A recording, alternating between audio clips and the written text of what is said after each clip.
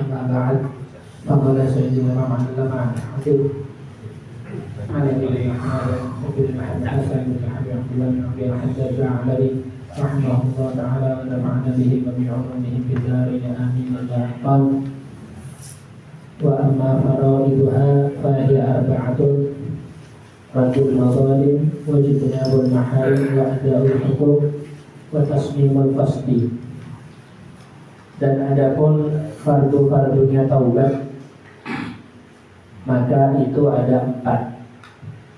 Yang pertama adalah raddul madzalim, mengembalikan hak-hak orang yang telah dizalimi.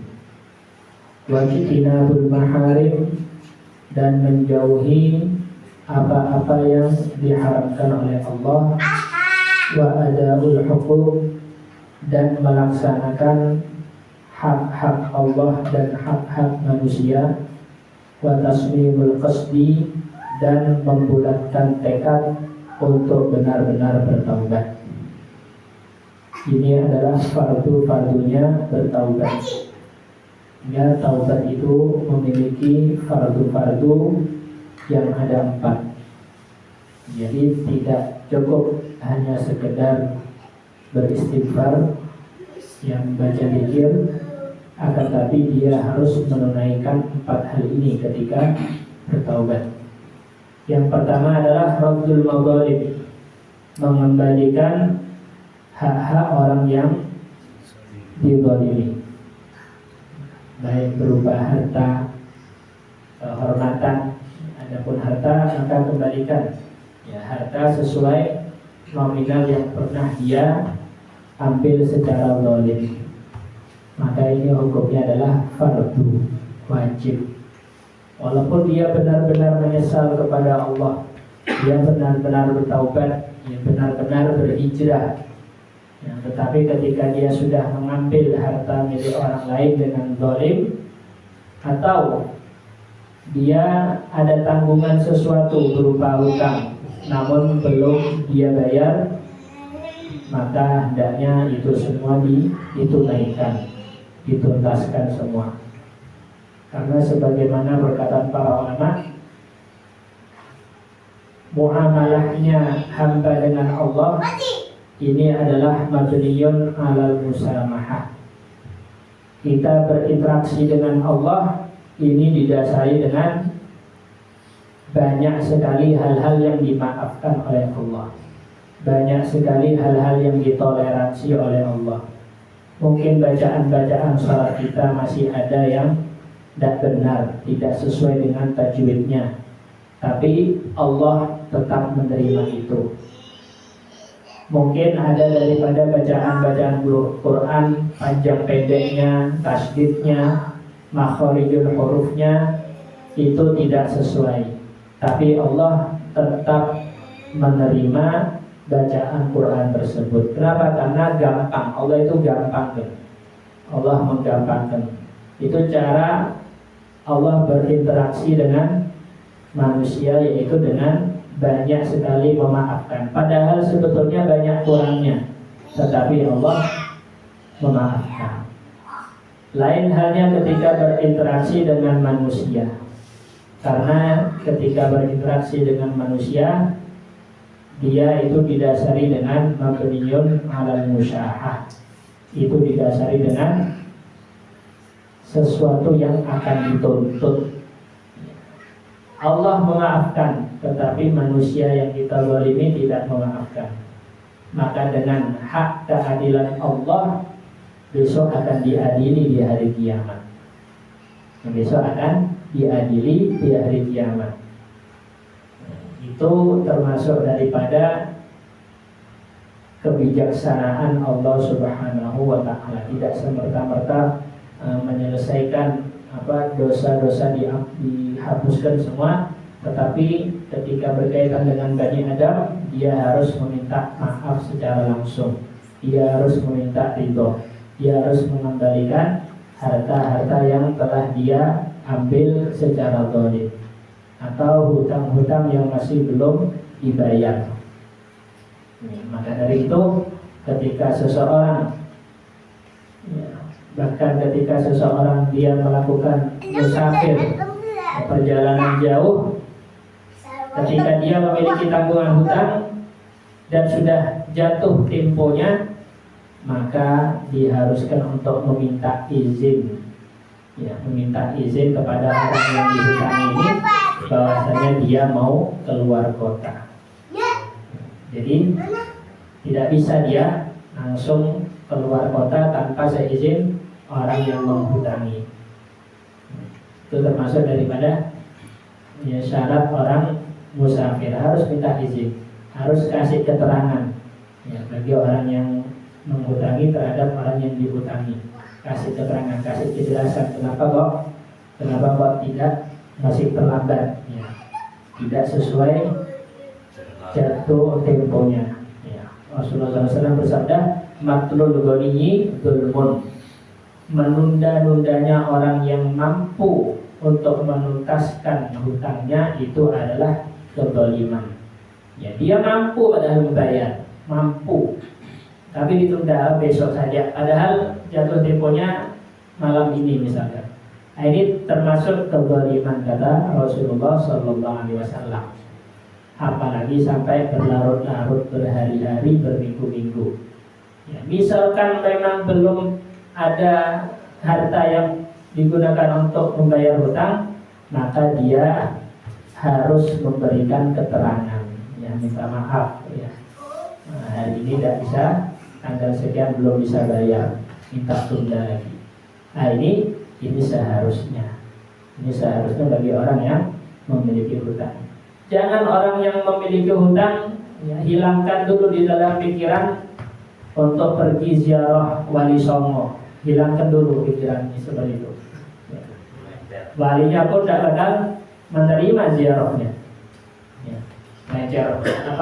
Wisata religi, atau sampai umroh, atau macam-macam sudah tempat-tempat ibadah di luar. Padahal dia punya tanggungan hutang kepada saudaranya. Itu dihilangkan dulu pikiran untuk wisata-wisata religi, dihilangkan dulu, bayar dulu hutangnya, baru silakan keliling dunia. Ini urusan hutang piutang, karena berat. Rasulullah SAW pernah menegaskan bahwasanya orang yang mati syahid itu akan masuk surga dengan tanpa ada hisab. Tidak pakai hisab. Apa itu hisab? Yaitu adalah perhitungan amal. Jadi amal perbuatan yang dilakukan selama hidup di dunia, sejak masa balik sampai dia wafat, akan dipertanggungjawabkan di hadapan Allah Subhanahu wa Ta'ala, dipersidangkan. Jadi dipersidangkan bukan hanya tanya-tanya saja, tapi didatangkan saksi. Mana saksinya? Oh, yang bersaksi adalah tanah ini, yang bersaksi adalah tanganmu, yang bersaksi adalah fulan. Jadi saksi-saksi semua dihadirkan. Kalau kita lihat gambarannya sebagaimana yang mungkin di antara kita pernah melihat bagaimana persidangan di dunia ini, sengketa pilpres, itu ngelihatnya saja capek, padahal tidak ikut duduk di situ.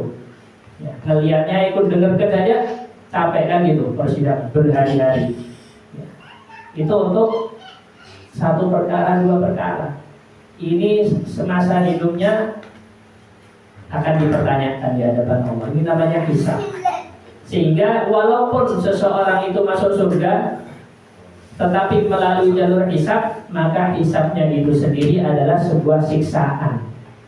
Terlalu lama menunggu untuk memasuki surga, walaupun dia ujung-ujungnya masuk surga. Tapi ketika melewati masa hisab itu sendiri adalah sebuah siksaan. Kenapa nunggunya lama? Ditanya ini, ditanya itu, untuk sekian juta perkara yang kita lalui di dunia ini. Walaupun itu mudah ditanyakan sama Allah Subhanahu wa Ta'ala, apalagi yang haram. Nah, ini orang yang mati syahid masuk surga tanpa ada hisab, langsung masuk surga. Orang yang mati di jalan Allah berperang, kecuali mereka yang punya hutang. Ya, orang mati syahid walaupun punya tiket ya masuk surga tanpa ada hisab, tidak perlu prosedur persidangan yang berlarut-larut, ya, tapi ketika punya hutang pada saudaranya harus dilunasi itu hutang. Jadi berat urusan hutang ini, berat. Maka ketika tidak benar-benar memerlukan untuk berhutang, jangan berhutang. Dan ketika memang harus berhutang, maka niatkan dia benar-benar untuk membayar hutang tersebut, ya. Karena urusan hutang ini sangatlah berat. Ya, urusan hutang ini sangatlah berat.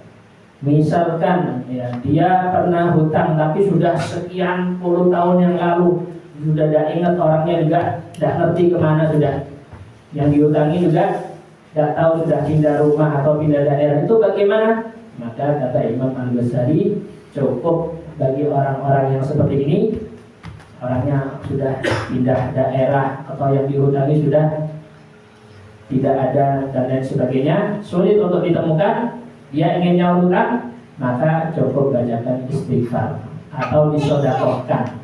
Ya, disodakohkan niatnya untuk orang yang pernah saya hutangi tapi belum sempat saya bayar hutangnya. Maka itu cukup sebagai pengembalian hutang bagi dirinya. Nah, ini raddul madhalim. Raddul madhalim. Wajtinabul maharim, dan menjauhi apa-apa yang diharapkan oleh Allah Subhanahu wa taala. Fardunya taubat yang kedua, menjauhi hal-hal yang diharapkan oleh Allah Subhanahu wa taala. Karena ini tingkatannya lebih sulit daripada istiqomah melaksanakan ketaatan. Seseorang banyak yang istiqomah melakukan ketaatan, kewajiban, hal-hal yang sunnah, hal-hal yang sifatnya keutamaan. Tetapi sedikit sekali orang yang berkomitmen istiqomah untuk tidak maksiat. Ini sedikit sekali, lebih sedikit daripada orang yang berbuat taat. Kalau berbuat taat diistiqomahi itu lebih mudah daripada beristiqomah untuk menjauhi hal-hal yang diharapkan oleh Allah Subhanahu wa taala. Sehingga dikatakan at-ta'ah yusiluhal bar wal fajir. Adapun ketaatan itu bisa dilakukan oleh orang yang baik maupun orang yang tidak baik. Ya. Orang pencuri, maling itu juga sholat. Ya. Itu juga kadang sedekah dari hasil pencuriannya itu. Sedekah, bahkan mungkin lebih banyak sedekahnya daripada sedekah kita. Jadi adapun ketaatan itu bisa dilakukan oleh semua orang dari berbagai macam statusnya, baik maupun tidak baik. Tapi ketika urusan hal-hal yang diharapkan, tidaklah bisa menjauhinya kecuali orang-orang yang benar-benar beriman kepada Allah Subhanahu wa taala. Nah, ini bedanya ketaatan dengan hal-hal yang diharapkan oleh Allah Subhanahu wa taala. Kemudian melaksanakan hak-hak Allah dan hak-hak manusia. Setelah itu wa tasmimul qasdi, yang keempat adalah membulatkan tekad untuk benar-benar istiqomah di jalur ketaatan dan meninggalkan hal-hal yang diharapkan oleh Allah Subhanahu wa taala.